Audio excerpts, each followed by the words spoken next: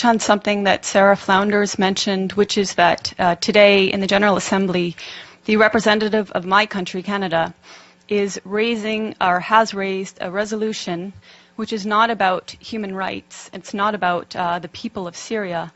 It's a resolution meant to point fingers and to vilify the governments of Syria and Russia. And this resolution relates to a UN Security Council resolution that was vetoed by Russia and China some days ago. That resolution pertained to another useless ceasefire in Syria, which would have no bearing on, bring no good to the people of Syria, and which follows a week of liberation of areas of Aleppo, which now amounts to about 95% of areas of Aleppo that have been occupied for years by terrorist factions. So at this time, when 100,000 civilians in these areas occupied for years by terrorist factions have been liberated, the UN, parties in the UN wanted to impose another ceasefire. And I want to remind people why these ceasefires are indeed pointless. The last ceasefire in September was from the very start negated by 20 main terrorist factions who declared they were not going to participate, and from the very beginning violated the ceasefire over 300 times during the duration of the ceasefire. And not only these terrorist factions, while the Syrians and while the Russians adhered to the tenets of the ceasefire, but the American-led coalition itself violated the ceasefire by targeting Syrian army positions in Deir ez-Zor, killing at least 83 Syrian soldiers in a prolonged attack that lasted nearly 1 hour and which enabled ISIS to overtake that position. So this is one reason why a ceasefire is pointless at this point in time. There is no faith that any of the parties that the US and Western leaders who have funded these terrorists, there's no faith that they can actually control the terrorists and get them to adhere to a ceasefire. And the people of Aleppo want Aleppo to be completely freed. And I speak having been to Aleppo 4 times, and this is the will of people in Aleppo. So on that note, I'd just like to talk about, briefly, I've been to Syria 6 times since 2014, 2 of which were with international delegations, and 4 times were independently on a visa I applied for, paid for, and waited for. My trips have been self-funded or fundraised, and I've gone at my own risk and been able to travel freely in the country to areas I wish to travel to. I've been many times to Homs, to Malula, to Latakia, Tartus, Siath, Sweda, and again, Aleppo 4 times. And I mention these because I think it's important people realize I have, wherever I've gone, I've spoken in Arabic to the people I'm speaking with. What Donna, what Sarah have said, that the people support their army and government is absolutely true. Whatever you hear in the corporate media is the complete opposite. And on that note, what you hear in the corporate media, and I will name them, BBC, Guardian, New York Times, etc., on Aleppo is also opposite of reality. Aleppo since 2012 has been inhabited by different terrorist factions, among them al-Nusra, among them the so-called Free Syrian Army, which has committed the same heinous acts of terrorism as al-Nusra, as ISIS, as Ahrar al-Sham, as Nuruddin al-Zinki, which beheaded a 12-year-old Palestinian child, and somehow is still deemed moderate. Since 2012, these areas of Aleppo, which have now recently been freed, their occupation by these terrorist factions has meant the greater Aleppo, the 1.5 million plus population of greater Aleppo have suffered sieges, denying them food and medicine. They've suffered for years a want of electricity and water, and they've suffered daily bombardment by these terrorists of mortars, of gas canister bombs, which are improvised and made locally, of water heater bombs, which are even more powerful and can level floors of entire buildings, of conventional weapons like Grad rockets supplied by the West, and etc. As I said, they've suffered these attacks on a daily basis, and even now, because there are still Western-backed terrorists in pockets of Aleppo, there are still mortars and gas canister bombs raining down, and people are still dying in Aleppo. This is another reason why the liberation and securing of these areas is imperative, because that will actually bring peace to Aleppo. Now, my colleagues here mentioned the nature of unity in Syria and the fact that Syrians see themselves first as Syrian before any sect. This is an important point because our media and the Gulf media has made Syria out to be sectarian, which is something the Syrians themselves have denied. But it's a tool to make people confused. It's a tool to make people believe that it's Sunnis against Bashar al-Assad, when in fact, bear in mind that Aleppo is overwhelmingly Sunni and is with the government and is with the army and is suffering from the terrorists who declare that they are liberating the city in Syria. Other points about Aleppo are hospitals in Aleppo have been attacked. I'm sure you've heard in the media that hospitals have been attacked. Well, this media is referring to the pockets of Aleppo that were occupied by terrorists. And they have manufactured stories, and I can give you a precise account. In April of this year, there was a hospital called the Al-Quds Hospital, which in a concerted effort, all media said was attacked and targeted and badly damaged by either the Syrians or the Russians. In fact, the Russians had satellite imagery showing that this hospital was in the same shape that it was in October 2015. No difference. Therefore, it was not attacked. Months later, The Guardian, which is a prominent British newspaper, actually said the Al-Quds Hospital that it had alleged months prior to be attacked and destroyed was treating victims of so-called chemical weapons attacks.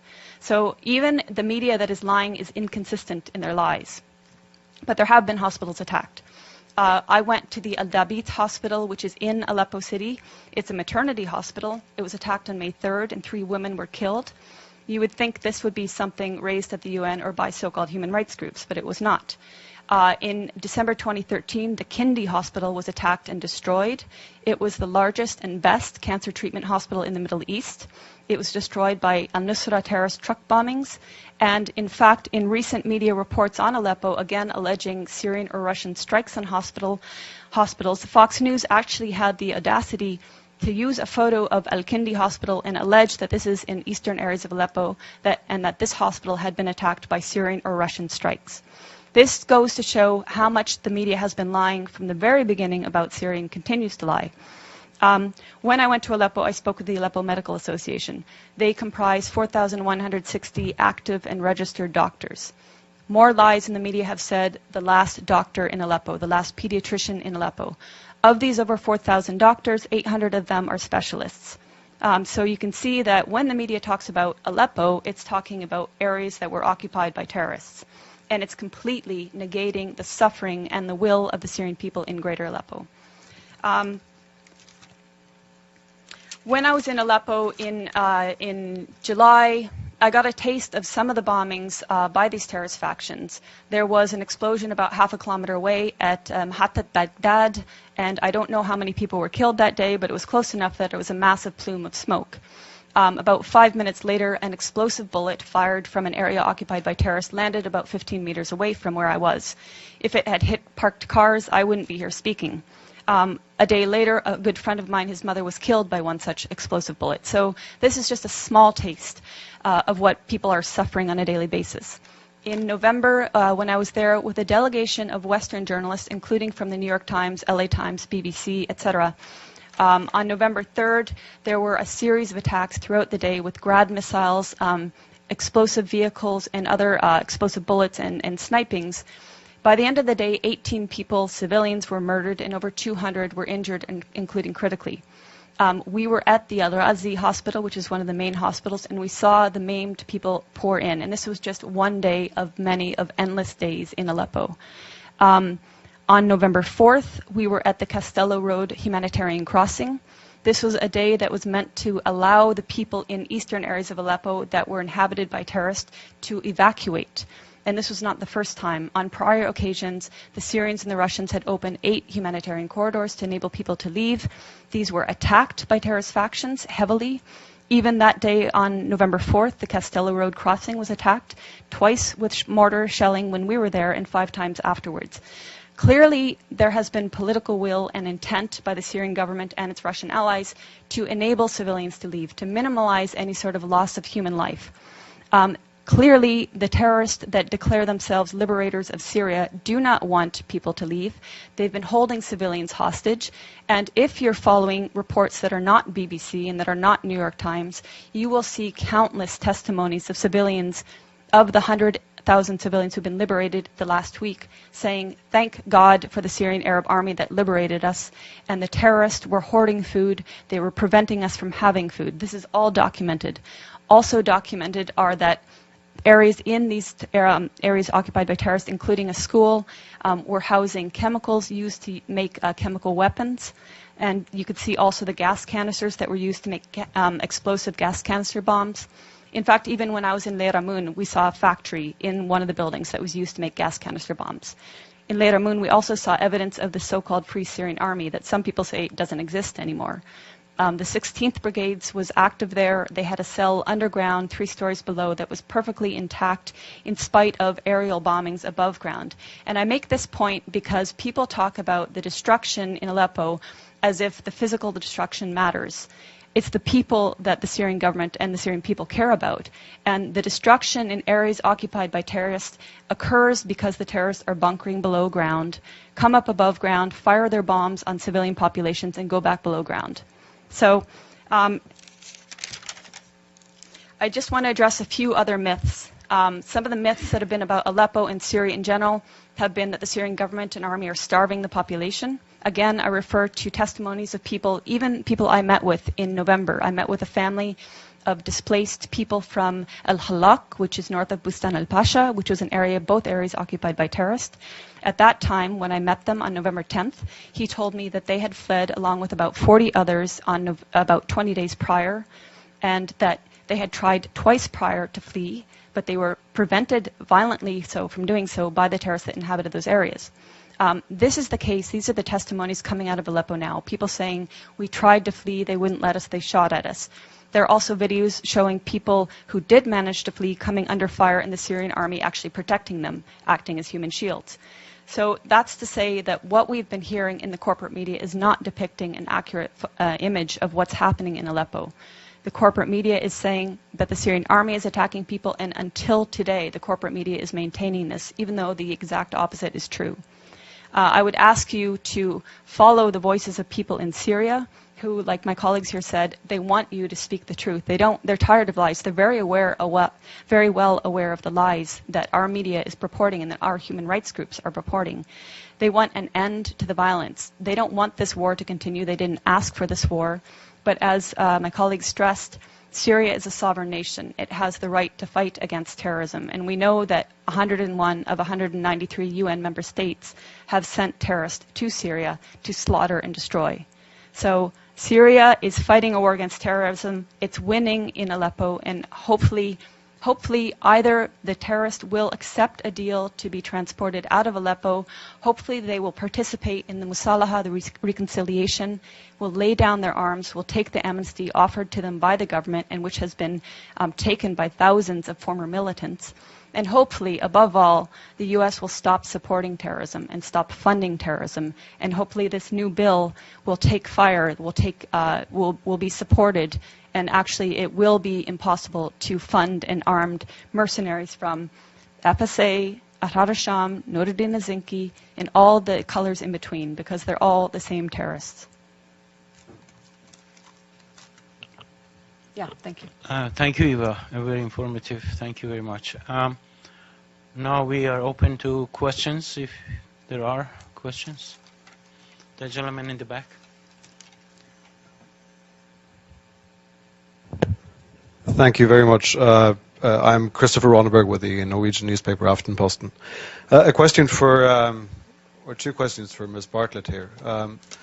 As a journalist, I'm sure you can appreciate getting other impressions than empirical impressions from the ground. When you talk about the Syrian people and what the Syrian people want, how can you quantify that? Do you have any independent surveys where you can actually document that? And secondly, you talk about the corporate media, the Western media, the lies, and all of this. Could you explain what you think might be the agenda from us in the Western media, and why we should lie, why the international organizations on the ground should lie, why we shouldn't believe all these absolutely documentable facts that we see from the ground, these hospitals being bombed, these civilians who are talking about the atrocities that they have been experiencing. How can you justify calling all of us liars? Sure. Thank you. I mean, there are certainly honest journalists amongst the very compromised establishment media. Let's start with your second question. So, international organizations on the ground. Tell me which ones are on the ground in eastern Aleppo. Yeah, okay, I'll tell you, there are none. There are none. These organizations are relying on the Syrian Observatory for Human Rights, which is based in Coventry, UK, and which is one man. They're relying on compromised groups like the White Helmets, which, let's talk about the White Helmets. The White Helmets were founded in 2013 by a British ex-military officer. They have been funded to the tune of $100 million by the US, UK, and Europe and other states. They purport to be rescuing civilians in eastern Aleppo and Idlib, yet no one in eastern Aleppo has heard of them. And I say no one, bearing in mind that now 95% of these areas of eastern Aleppo are liberated. The White Helmets purport to be neutral, yet they can be found carrying guns and standing on the dead bodies of Syrian soldiers.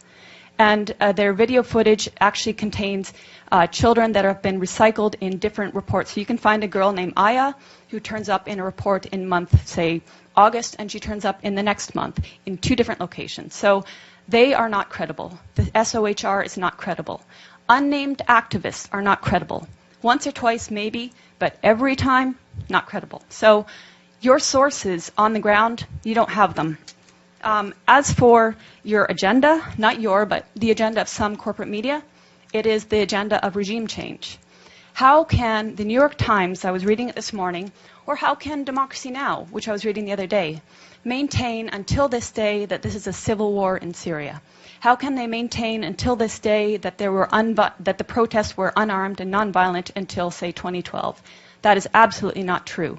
How can they maintain that the Syrian government is attacking civilians in Aleppo when every person that's coming out of these areas occupied by terrorists is saying the opposite? So that's with regards to your question on lying Western media.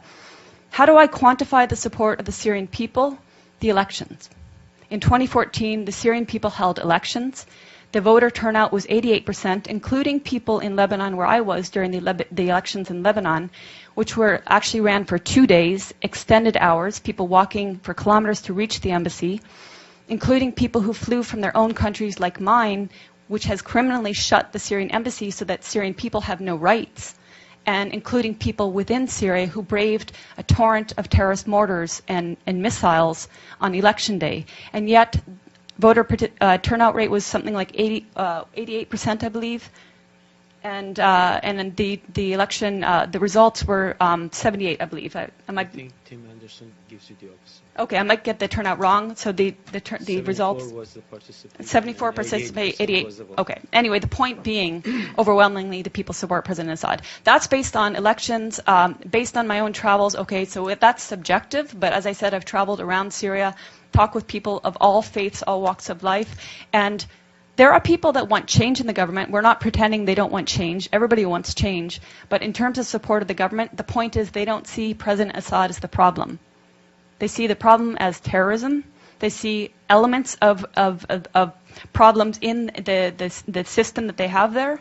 But President Assad, they don't see as the problem. They actually overwhelmingly support him. So I'm basing it on their choice in their leader, and I'm basing it on my interactions with people in Syria and Lebanon.